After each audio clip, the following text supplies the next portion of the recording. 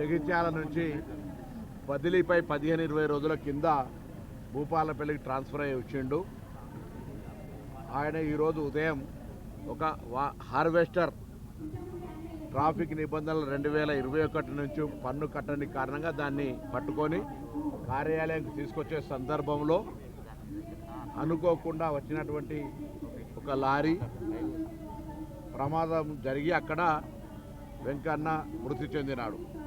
అయినప్పటికీ ఇటీవల రాష్ట్ర వ్యాప్తంగా రవాణా శాఖ అన్ని రకాల నియమ నిబంధనలు ఉల్లంఘించే వాహనాల పట్ల సీరియస్ ఎన్ఫోర్స్మెంట్ చేస్తూ ప్రతి జిల్లాకు ఒక ఫ్లయింగ్ స్క్వాడ్, రాష్ట్ర స్థాయి ఫ్లయింగ్ స్క్వాడ్స్ చేసి పాఠశాల బస్సులతో పాటుగా మినరల్ వెహికల్స్ కావచ్చు, ట్రాఫిక్ నియమ నిబంధనలను ఉల్లంఘించే అన్ని వాహనాలను చట్టరీత్యా పరిధిలోకి తీసుకొచ్చే ప్రయత్నం చేస్తూ ఉన్నాం. ఈ సందర్భంలో అతను మృతి జరిగింది. కానీ రాజకీయాల్లో ఇప్పుడే ట్విట్టర్లో హరీష్ రావు స్పందన చూసినాను, విచారణకు చెప్పినారు. దానికంటే ముందే రవాణా శాఖ మంత్రిగా ప్రభుత్వాన్ని ఆదేశించిన స్వయంగా ఎస్పీ కలెక్టర్లతో ఆ సంఘటన కాడికి పంపించడం జరిగింది. మాట్లాడి గౌరవ ముఖ్యమంత్రి గారు ఢిల్లీలో ఉన్నప్పుడు కూడా వారు కూడా స్పందించి దీని మీద విచారణకు ఆదేశించినారు. మా ప్రిన్సిపల్ సెక్రటరీ వికాస్ రాజు కూడా దానికి సంబంధించిన లిఖిత ఆదేశాలు ఇచ్చినాడు. విచారణ జరుగుతోంది. ప్రాథమికంగా ఉన్నటువంటి అంచనా అక్కడ కలెక్టర్ ఎస్పీ చెప్పిన దాని ప్రకారంగా జరిగిన పూర్తి స్థాయి విచారణ జరుగుతుంది. అయితే ఇక్కడ ప్రతి అంశాన్ని రాజకీయం చేసేటువంటి వాళ్ళకి గతంలో నాకు తెలుసు సిరిసిల్ల ప్రాంతంలో కావచ్చు, ఇంకొకటి యాక్సిడెంట్ చేస్తే 2 నిమిషాల్లో కుటుంబాన్ని మేనేజ్ చేసి శవాన్ని తొలగించి పంచనామా లేకుండా చేసినటువంటి పరిస్థితి గతంలో ఉండే.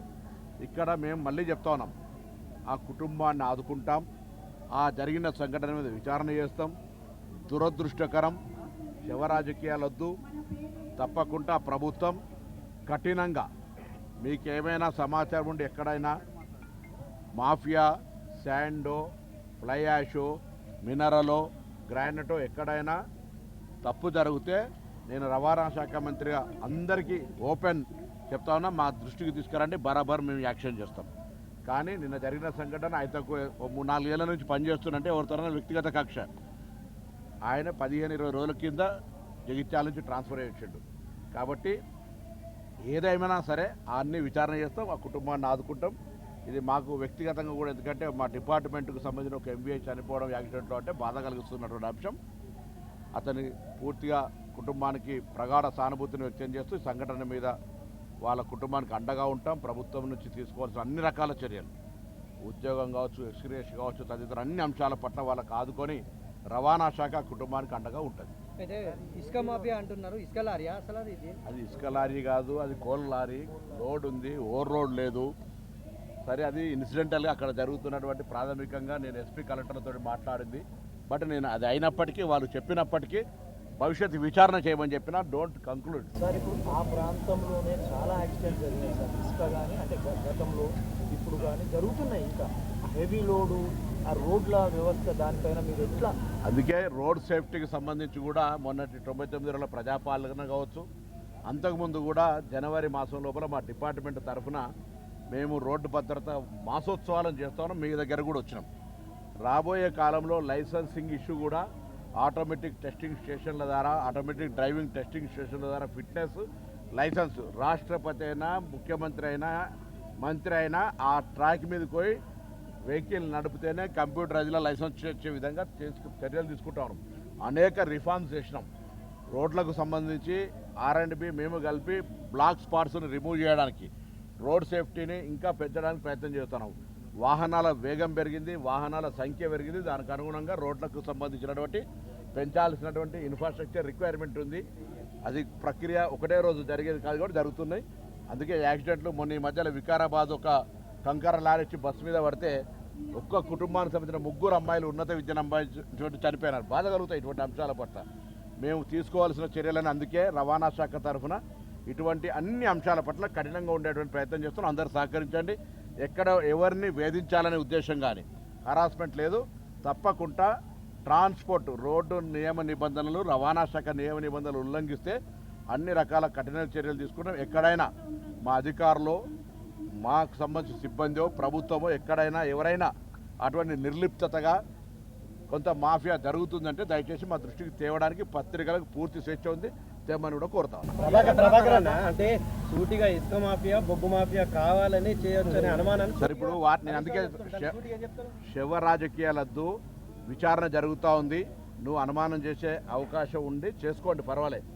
నేను కలెక్టర్ గారితో ఎస్పీ గారితో మాట్లాడి నేను చెప్పిన ఆ వ్యక్తి 15 రోజుల కింద మాత్రమే ట్రాన్స్ఫర్ అయ్యిండు. అక్కడ సింగరేణికి సంబంధించినటువంటి బొగ్గు దొరుకుతుంది, లేదా ఇతరత్ర మినరల్ సంబంధించి ఉండొచ్చు. ఏది ఉన్నా ప్రాథమిక విచారణ తర్వాత అటువంటి పరిస్థితి ఉంటే చాలా కఠినంగా యాక్ట్ చేస్తాం. అందుకే నేను ఈ మధ్య చెప్తాను, మీరు ఎక్కడన్నా చూసినా కూడా in all aspects transport department enforcement చేస్తుంది. ఆ ఎన్ఫోర్స్మెంట్కు ఈ ఇన్సిడెంట్కు సంబంధం లేదు. దాన్ని పొలిటికల్ కలర్గా ఏదో చేసేటువంటి ప్రయత్నం చేస్తే, నేను చెప్తున్నా గతంలో మా సిరిసిల్ల ప్రాంతంలోనే శాండ్ యాక్సిడెంట్లు అయితే నేరేళ్ల సంఘటన గురించి ఒక నిమిషం పక్కన పెట్టండి, వాళ్ళనైతే పోలీసులు తీసుకొని కొట్టిండొచ్చు.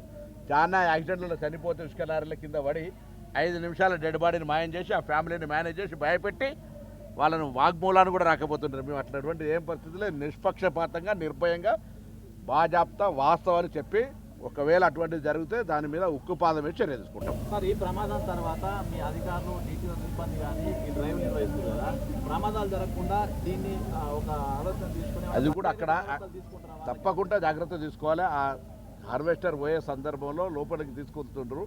హార్వెస్టర్ మీరు స్థానిక రిపోర్టర్స్ ద్వారా కూడా తెలుసుకోవచ్చు. ఒక మన ఈ అగ్రికల్చర్ హార్వెస్టరే తీసుకొని దాన్ని 21 నుంచి పన్ను కట్టలేదంటే దాన్ని తీసుకొని పోయే సందర్భంలో అది లోపలికి పోతూ ఉంటుంటే సడన్గా వచ్చినటువంటి స్లోప్లో లారీలు వచ్చి ఈ హార్వెస్టర్ తాకి పక్కన నిల్చున్న ఈయనను గుద్దడం వల్ల ఆయన 2 టైర్లు ఆయన మీద నుంచి పోయినాయి. ఇది అక్కడ ఉన్నటువంటి ప్రాథమిక సమాచారం. తప్పకుండా వాళ్ళకు అండగా ఉంటాం. కనీస జాగ్రత్తలు ప్రాణాల మీదకి వచ్చే విధంగా ఎన్ఫోర్స్మెంట్ను చేసేంత పరిస్థితి లేదు. దానికి సంబంధించిన ఫోటో టెక్నాలజీ ఉంది. ఒకవేళ అటువంటి రఫ్ అండ్ టఫ్ ఉంటే చట్టపరంగా దానికి సంబంధించి చర్యలు తీసుకుంటాం. ఎన్ఫోర్స్మెంట్ కొనసాగుతుంది. ఎన్ఫోర్స్మెంట్ ఇంకా సీరియస్గా ఇటువంటి పరిస్థితుల్లో ప్రభుత్వము ఎటువంటి తప్పుడు ప్రక్రియకు అనుమతించదు.